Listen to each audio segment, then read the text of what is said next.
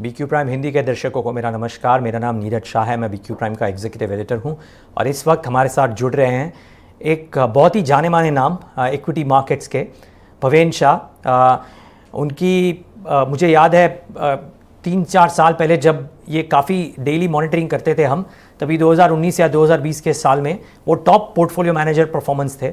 और जहाँ तक मुझे पता है FY23 का सेकेंड हाफ उनके लिए बहुत अच्छा रहा है और उनके मुताबिक आई थिंक मैंने सुना इस साल FY24 की शुरुआत उनके लिए काफ़ी अच्छी हुई है। तो ये समझते हैं भवेन शाह जी से कि वो क्या कर रहे हैं जिनसे उनके पोर्टफोलियो में वो अल्फा आ रहा है। भवेन, हमारे साथ जुड़ने के लिए धन्यवाद, बहुत बहुत शुक्रिया।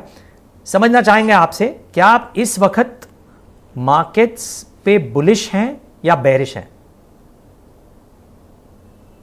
देखिए, मार्केट ओवरऑल अभी तो थोड़ा चल चुका है। फिर भी हम अगर बुलिश और बेरिश दोनों में से एक चूज करना है तो हम बोलेंगे कि बुलिश है जी। लेकिन हम क्या है कि इस इंडिविजुअल जो स्टॉक्स पे काफी फोकस करते हैं कि, हमारे हिसाब से वो ज्यादा जरूरी है सिर्फ मार्केट का कॉल लेने से। जी, ये तो आपने बहुत अच्छी बात बताई। किसके पोर्टफोलियो में निफ्टी फ्यूचर्स होते हैं? बहुत कम, सबके पोर्टफोलियो में स्टॉक्स होते हैं, तो उन्हीं पे फोकस करते हैं। हमने आपसे जो इंग्लिश में इंटरव्यू किया था, वहाँ पे मैंने आपसे पूछा था कि आपको कौन सी थीम्स में ठहराव या पॉजिटिविटी नज़र आती है। आपने एक फाइनेंशियल्स पे, अमंग्स द मेनी थिंग्स, आपने फाइनेंशियल्स पे जोर रखा था। थोड़ा उस पर आपसे विचार विमर्श करना चाहूँगा। काफ़ी लोग कहते हैं कि बैंक्स पे कंस्ट्रक्टिव हैं और काफ़ी लोग कहते हैं कि भाई अगर ब्याज दर घटने वाले हैं तो NBFCs पे बेट करना चाहिए। क्या आप हमें समझा सकते हैं, आप क्या कर रहे हैं? देखिए, हमको लगता है कि जो बैंक्स तो एकदम क्या बोलते हैं कि स्टेबल जो सिचुएशन कह सकते हैं, खास करके जो बड़ी बैंक है जी। उनका एडवांटेज है कि कॉस्ट ऑफ फंड्स उनका बहुत बड़ा एडवांटेज होता है और उनका मार्केट रीच, उनका डेप्थ रेंज ऑफ प्रोडक्ट्स उनका बहुत बड़ा एडवांटेज होता है।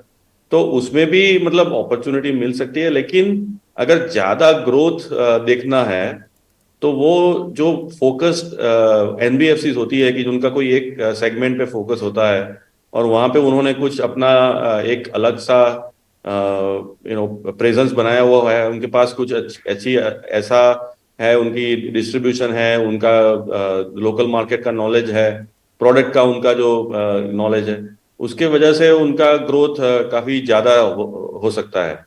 तो वो दोनों चीज अगर अब जो NBFCs होती है उनका रिस्क है कि उनका उनका बोरोइंग कॉस्ट बैंक से काफी ज्यादा होता है।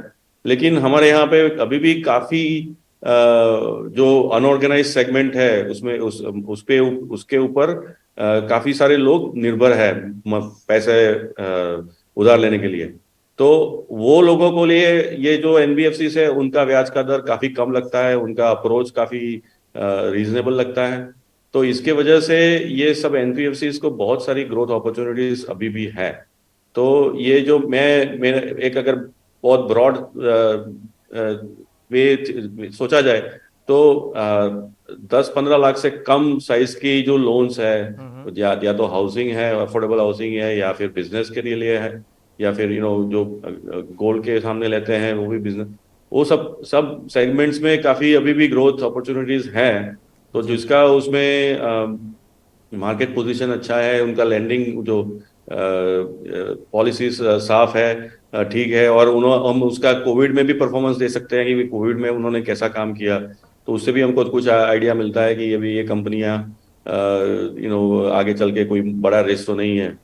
तो वहां पे काफी अपॉर्चुनिटीज अभी भी दिख रही है।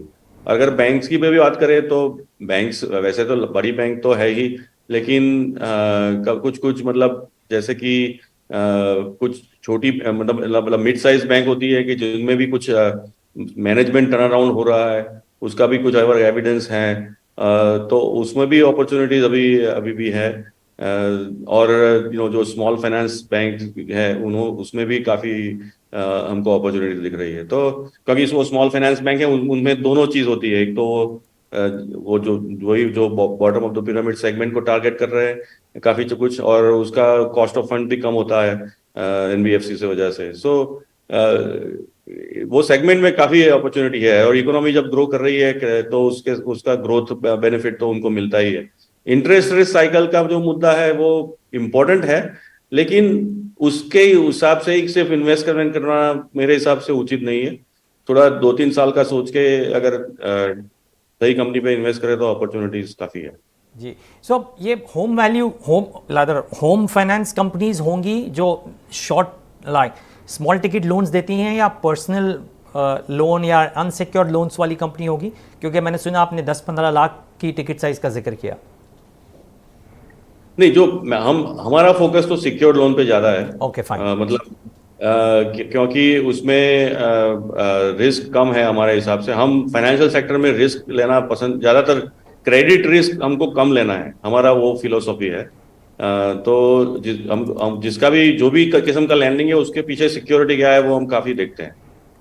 Okay okay, got it. ठीक है।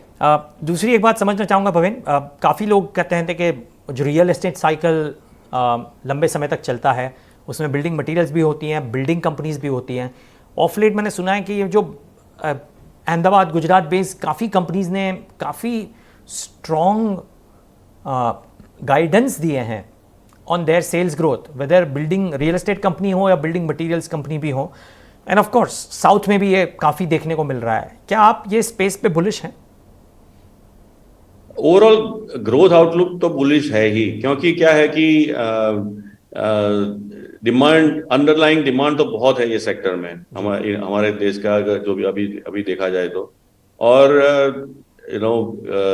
फाइनेंसिंग अवेलेबिलिटी काफी बढ़ रही है, और इंटरेस्ट रेट्स अभी थोड़े बढ़े हैं, लेकिन अगर थोड़ा भी, अगर उसमें भी थोड़े अगर कम 6 महीने 12 महीने में थोड़ा भी उसमें कम होने का चांस ज्यादा है, बढ़ने का चांस कम है अब। तो मेरे हिसाब से वो अगर ओवरऑल इकोनॉमिक ग्रोथ हो रहा है तो उसमें डिमांड सस्टेन कर सकती है। Got it. भवेन, एक आखिरी सवाल पूछना चाहूँगा, आपके हिसाब से डार्क हॉर्स कौन सा है? वो कौन सा थीम होगा, स्टॉक होगा, जो भी है, जहाँ पे आप कंस्ट्रक्टिव हैं, शायद मार्केट उतना कंस्ट्रक्टिव ना हो? आपके अपने रीजंस होंगे, आपकी अपनी रिसर्च स्टडी सब होगी, बट वो कौन सी थीम है जहाँ पे आप बहुत ज़्यादा बुलिश हैं relative to the markets?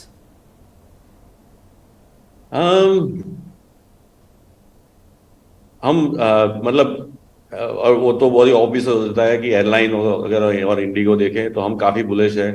बहुत का इंडिगो इंटरग्लोब एविएशन पे ओके। बहुत ही मतलब कंट्रोवर्सी होती रहती है, मतलब और लेकिन अगर इंडिया का मार्केट कॉन्फ़िगरेशन देखा जाए तो एक इस इंडिगो के पास आज 57-58% मार्केट शेयर है। दुनिया में ऐसा कोई मार्केट नहीं है जिसमें एक एयरलाइन का इतना बड़ा मार्केट शेयर होगा, मतलब बड़ा मार्केट, कोई छोटा मार्केट होगा जो मुझे पता नहीं है जी। और ये मार्केट शेयर वो सस्टेन भी कर सकते हैं। और उन तो और मतलब ये और इंडस्ट्री स्ट्रक्चर भी काफी उनके फेवरेबल हो रहा है, क्योंकि जो एयर इंडिया है, टाटा ग्रुप को भी पैसा कमाना है, क्योंकि उनको काफी इन्वेस्टमेंट करना है इंडस्ट्री में। तो वो क्या बोलते हैं कि अनफेयर प्राइसिंग में एंगेज नहीं होंगे। और जो बाकी सारी कंपनियां हैं उनको मालूम है उनका क्या चैलेंजेस है। तो ये सेक्टर में प्राइसिंग एनवायरनमेंट ठीक रह सकता है। क्रूड ऑयल प्राइस को प्रिडिक्ट करना मुश्किल है, लेकिन अभी तो उसमें भी अच्छा मतलब ट्रेंड है। और लेकिन और अगर डिमांड की बात करें तो इंडिया में डिमांड तो बहुत है, जी और डोमेस्टिक ट्रैवल के लिए और इंटरनेशनल ट्रैवल के लिए, उसके लिए तो कोई क्वेश्चन ही नहीं है। जी। तो ये सब देखते हुए मुझे लगता है यार, और ये बहुत ही वेल मैनेज कंपनी है, तो मुझे लगता है कि ये हमारा व्यू काफी स्ट्रांग है इस कंपनी। भवेन, आपके साथ बात करके बहुत अच्छा लगा, और उम्मीद है कि बीक्यू प्राइम हिंदी के दर्शकों को आपकी राय सुनने का बार बार मौका मिलता रहेगा। आज हमारे साथ जुड़ने के लिए बहुत बहुत धन्यवाद। Thank you.